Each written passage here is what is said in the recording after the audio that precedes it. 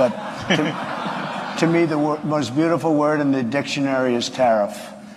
And it's my favorite word. It needs a public relations firm to help it, but to me, it's the most beautiful word. With the U.S. presidential election less than a month away, the economy is a major concern for many voters. Former President Donald Trump participated in an interview with Bloomberg editor-in-chief John Micklethwait at the Economic Club of Chicago on Tuesday. This interview took place exactly 3 weeks before an election, in which voters have consistently highlighted the economy as a key issue. Appearing before a supportive audience at the Economic Club of Chicago, Trump asserted that tariffs are often misunderstood as an economic tool. Because I'm a believer in tariffs. I'm not sure that you are. I don't think you are, but I congratulate you on your career.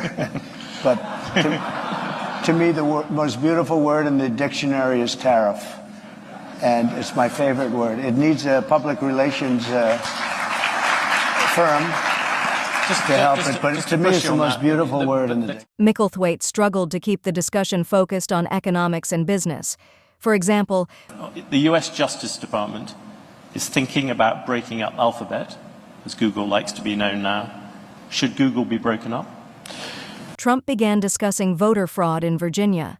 He expressed his view that Google had treated him unfairly. I just haven't gotten over something the Justice Department did yesterday, where Virginia cleaned up its voter rolls and got rid of thousands and thousands of bad votes, and the Justice Department sued them that they should be allowed to put those bad votes and illegal votes back in and let the people vote.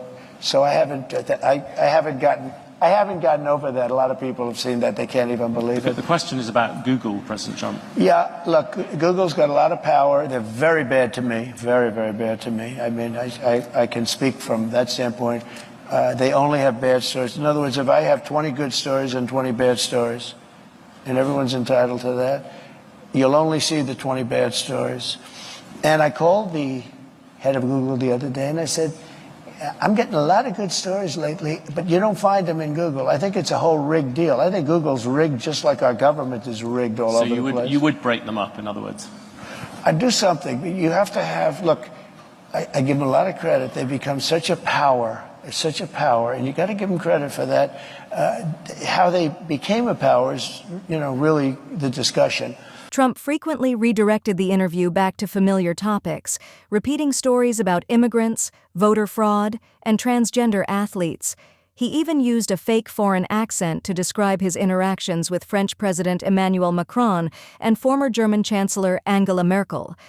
You don't have listen to this, you don't have other people that can talk that way. A lot of people say, we love Trump's policy, but we would like to have another messenger because we don't like him. He's a little bit crass. And then, actually, it was Lindsey Graham, I must say. He was a progressive, in all fairness. But Lindsey Graham said, but Trump's policy doesn't work without Trump. And there's a lot of truth to that. Macron was going to, nice guy, Emmanuel. He's a wise guy, but he's for France, and we're for the USA. You know this story. He was going to tax American companies doing business in France. A very substantial tax. And I told my people, I didn't even like the companies, but I'm representing American companies. And so I said, call Macron and call his people and say, we're not going to stand for that. And I got Mnuchin and, a lot of guys, smart guys, if I can finish. Yeah. I'll go longer if you want, if it helps. Because you got to be able to you move too quick. No, you got to be able to finish a thought, because it's very important. This is big stuff we're talking about. You can't go that quickly. You've gone from the dollar to So let me just tell you. So I said, no, I'm just telling you basic, it's called the weave. It's all these different things happening. Yeah. So let me just say, so I said to Mnuchin, call him up and say, no way. He did, and he came back to see me. He said, they won't do it, sir, it's too late. I said to somebody else, you call him. Then I said, let me do it. And I called him.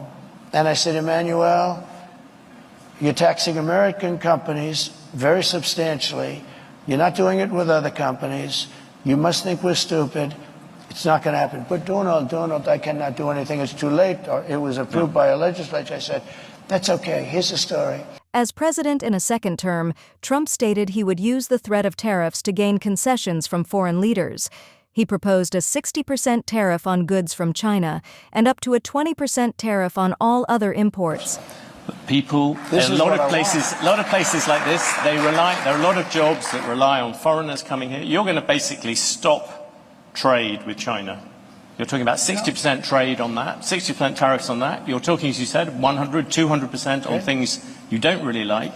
You're also talking about 10, 20% tariffs on the rest of the world. That is going to have a serious effect on the overall economy. And yes, you're going to find some people who will gain from individual tariffs. The overall effect could be massive in terms of the economy. I agree it's going to have a massive effect, positive effect.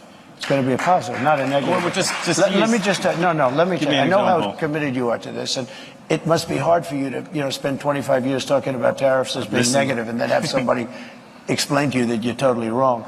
It'll have a negative, it will have, I'll go a step further. If you don't do this, this country has no chance. 40 million jobs is a lot of jobs to rely on trade. They're all coming back. Those are 40 million jobs in America that rely on trade. Are you ready? John Deere, great company, they announced about a year ago they're going to build big plants outside of the United States, right? They're going to build them in Mexico. And you threatened them with tariffs and they stopped. That's right. I said, if John Deere builds those plants and not selling anything into the United States, they just announced yesterday they're probably not going to build the plants, okay? I kept the jobs here, and I'll keep them. John Deere will stay here. And I'll tell John Deere, if you do build outside of the United States, you can if you want. For instance, India is a very tough country. It's not only China. China is the, I would say, probably the toughest. But there are a lot of tough. You know what's very tough? European Union. Our beautiful European countries, wonderful, wonderful. If you add them up, they're almost the size of us. They treat us so badly. We have a deficit. I said to Angela Merkel when she was there, she's not there anymore, I wonder why, but when she was there, I said, Angela, how many Chevrolets do we have in Berlin? Why, Donald, you have none. He said, that's right. How many Fords do we have in Frankfurt? I don't know, none. I said, that's right. You know how many cars we have? Mercedes-Benz, BMW, all of the different, Volkswagen, millions and millions of cars. And then I said farm products. They don't want our farm. They don't want anything from us.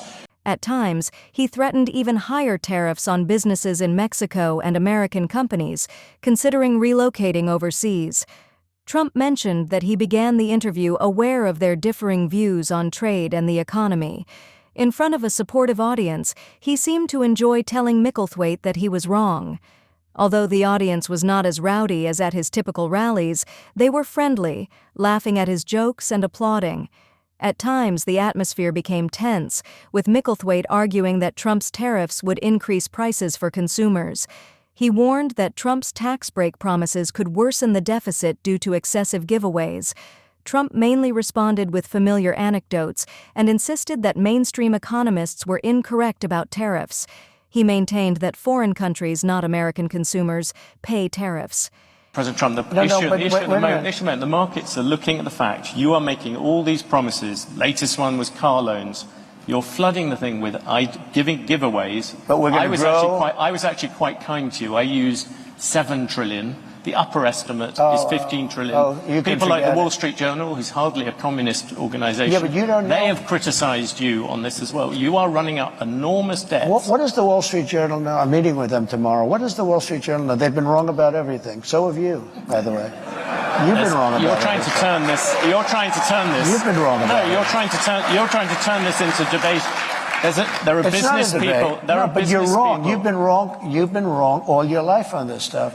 You've been wrong. Let me tell you about currency. You're going jumping a lot of different subjects. The reserve currency. Let's stick to reserve currency. That's where you started, right?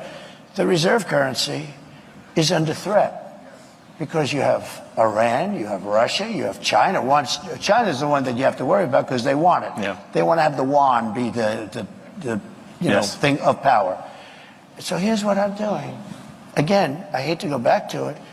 If somebody says, and I know countries want to get out because they don't respect our leadership, they look at this guy, they say, you got to be kidding, and she's worse than him. By the way, I never thought I'd say this. She is not as smart as Biden, if you can believe it. This is not what we had 4 years of this lunacy, and we can't have it anymore. We're not going to have a country left. Okay. It must be hard for you to spend 25 years discussing tariffs negatively, he said to Micklethwait, drawing laughter from the audience. The former president repeated his false claim that there was a peaceful transfer of power after the 2020 election. In reality, his supporters stormed the U.S. Capitol on January 6, 2021, in an attempt to stop Congress from counting the Electoral College votes. Trump called Republicans the party of common sense, stating, I think we're doing well. Look, this is a party, the Republican Party, of common sense. Forget about conservative, liberal. We're, let's say conservative, but we're really a party of, we need borders. We need fair elections. We don't want men playing in women's sports. We don't want transgender operations without parental consent. You know, there's so many things, but it's 99.9% is common sense. It really is common sense. And I like to say it. I don't know if anyone said it in the past, but I say we're really a party of common sense, and we want to have great people in our country. I want to have a lot of people come in so that you have your choice and so that they have choice. I want to, I have a good heart. I have a heart where I want people to be taken care of, but I don't want to take in people where millions of people, 21 million people at least, have come in the last 3.5 years, unvetted, unchecked. We don't know anything about them. How about this? Gavin Newsom, he's the governor of California. Newsom. He signed Newsom, Michael. Yeah. He also reiterated his claim that the Biden administration intentionally allowed dangerous foreign criminals into the United States. I want a lot of people to come into our country, but I want them to come in legally. I don't want to have murder.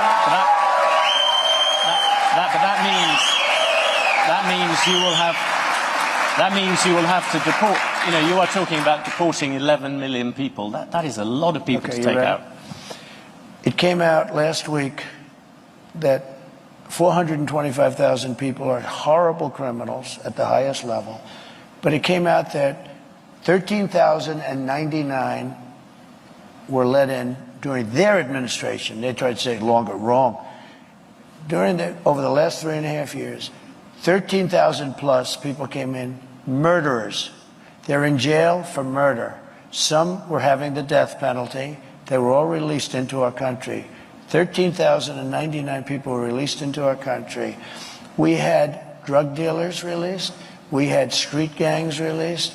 Look at what's happening in Aurora. But now I don't have to go with Aurora anymore. Look at what happened last night in Times Square, where rough migrants from all over the place. It's not just South America. We have people coming in from the Congo, large numbers from the Congo and Africa. You've gone from the dollar to Macron, Micklethwait noted. Trump responded that he was doing the weave, a term he has recently used to describe his speaking style.